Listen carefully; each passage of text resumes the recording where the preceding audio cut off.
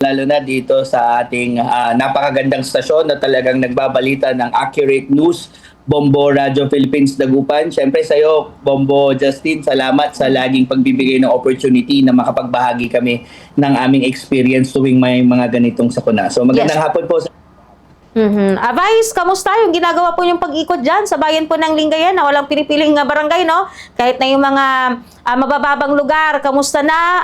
May mga ano ba o ilan na ba yung mga barangay na nakita po ninyo na nakakaranas po ng pagbaha po dyan sa nakalipas po ng mga araw po, Vice? Yes, sa pangatlo, actually pang-apat na araw na to, before our interview, plano ko sana lumabas. So tapusin ko muna yung interview bago ako umikot, no? Pero based on our experience, so far naman, wala pa naman tayong nag-evacuate. Pero may mga areas talaga na matataas na yung tubig, like yung mga low-lying areas, tsaka coastal barangays. As reported by our local risk reduction management office, isa pa lang po ang na-evacuate, pero nag-evacuate siya sa kamag-anak niya lang, no? So pasalamat pa rin tayo na kahit ganitong masama na tuloy-tuloy ang panahon, wala pa naman pong nag-evacuate at lumilikas. Pero continuous pa rin po yung guidance ng ating Mayora Iday na mag-monitor pa rin po kami. Kaya makita nyo po, mapansin nyo po sa mga live ko po, talagang lumalabas ako, nagmo-monitor and nag-update po. And then just in case po, lagi po 24/7 bukas po ang Facebook page ko, ang ating LDRRMO. Kung sakali pong dumating yung panahon na kailangan pong magpa-evacuate, talaga pong pag ganitong panahon, pinipilit namin na wala munang tulugan, no? Minsan na lang yung pahinga just in case. Pero so far so good, wala pa naman po tayong nire-report na gusto magpa-evacuate. Vice, ano ba yung mga barangay dyan na nakapagtala ng mga pagbaha dyan po sa bayan po ng Lingayen sa mga sandaling ito, Vice?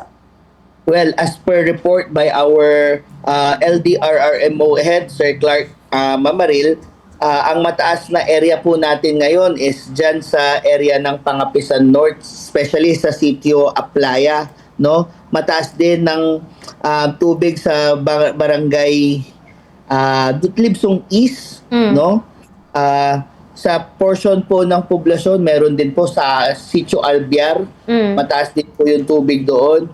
Dito rin po sa Libsong West, may mataas din ng tubig, no? Pero yung mga areas po sa southern barangays at western barangays, typical taas ng tubig pero nagsusubside naman siya pag biglang wala na yung ulan. How about sa mga kailugan po dyan na, Vice, na binabantayan po natin, especially doon po sa mga maari pong umapaw na magdulot po ng pagbaha sa mga kalapit na barangay po nito, Vice?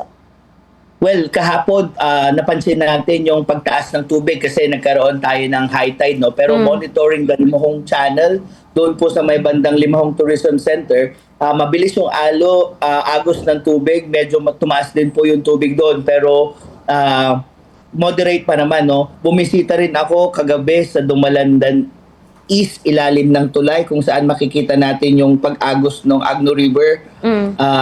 Malakas na rin yung agos ng tubig doon, pero so far naman po hindi pa naman po siya dumadating doon sa level na kailangan na nating mag-evacuate ng mga tao. So yun, okay pa naman yung mga ilog natin, pero syempre dahil tuloy-tuloy ang ulan, mag-monitor pa rin tayo para mas ma-update natin yung mga kababayan natin. How about po sa mga monitoring po sa karagatan na, Vice, dahil siyempre nandiyan dyan po yung Lingayen Beach, nandiyan dyan po yung Stanza Beach na pinupuntan po ng mga kababayan natin, lalong-lalo na wala pong pasok sa eskwela, baka samantalahin po ito ng ating mga kababayan, Vice.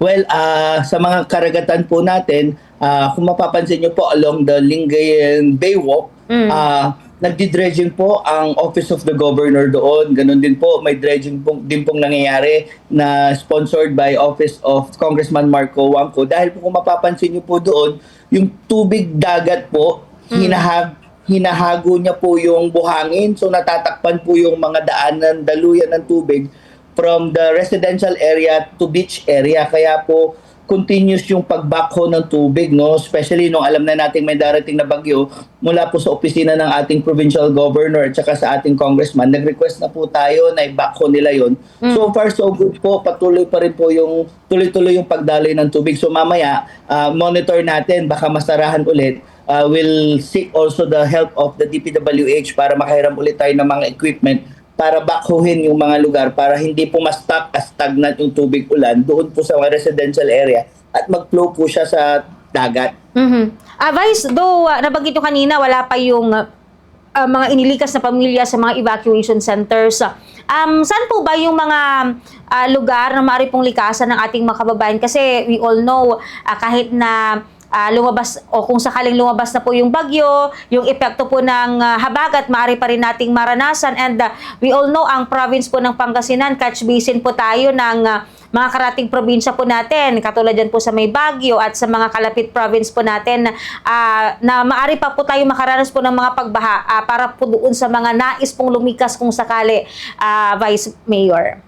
Yes, kung sakali man po, pero wag naman po sana, no, kung may mga nais pong magpalikas. Alam ko ang Narciso Complex, Sports Complex, nagiging evacuation center natin yan. Pero po sa bayan ng Lingayen, meron po tayong sariling evacuation center. Katabi po ito ng Civil Service Office Commission. Katabi rin po ito ng Pangasinan Disaster Risk Reduction Management Office. At the same time po, sa Southern Barangay po, may mga designated evacuation centers din po tayo dyan at sa Western Barangays. Just in case kulangin po tayo, we had a memorandum of agreement with the Department of Education. Ang mga schools po ay magiging possible na evacuation centers natin just in case kulangin lang po tayo. So kami po sa lokal na pamahalaan, we are ready, we are prepared. Pero as much as possible, gusto natin na wala na pong i-evacuate dahil ibig sabihin po noon, resilient na po ang mga kababayan natin sa bayan ng Lingayen. Yes po. Vice, baka meron po kayong mga reminders, mga mensahe po sa ating mga kababayan dyan po sa bayan po ng Lingayen sa ganitong klase po ng sitwasyon. Go ahead po, sir. Yes, salamat Kabombo Radyo Justin. No? So ang reminder ko lang po sa mga kababayan natin, kung sakali po na hindi nyo naman po kailangang lumabas, wag na pong lumabas, wag din po magpapaulan. At delikado po ang pumalaot sa mga fisher folks po natin, na lalong-lalo na sa mga maliligo lang sa dagat. Please, wag na kayong maligo sa dagat. And just in case pumunta po sa inyo ang mga mula munisipyo na sasabihin nilang kailangan nyo nang mag-evacuate, wag pong matigas ang ulo, makinig po tayo, sundin po natin ang mga guidelines ng lokal na pamahalaan because we will make sure that our priority is to protect our people. No? So sa mga kababayan ko, stay put lang kayo dyan, ingat po kayo, at sa mga nasa barangay, abangan nyo po ako dahil dadala po ako ng mga kape at baka dagdagan ko pa ng tinapay ngayong araw para naman po i-augment yung mga tao natin dyan sa mga barangay na 24/7, almost 3 days na rin hindi pa umuwi for monitoring dito sa ating mga salagay ng panahon. Okay po. Vice, JM, maraming salamat sa paglalaan po ninyo ng inyong oras sa ating palatuntunan. Kahit alam natin, busy po kayo, no? Sa ginagawa po ninyong pag-ikot dyan po sa inyong area of responsibility. Ingat po, Vice, and God bless po. Salamat po. Oras po natin mga kabombo, impunto 2:00 na po ng hapon. Wala na po tayong oras. Maraming salamat sa lahat po ng mga umantabay na kibahagi sa ating programa sa araw po na ito. At syempre bukas, magkarinigan pa rin po tayo same time.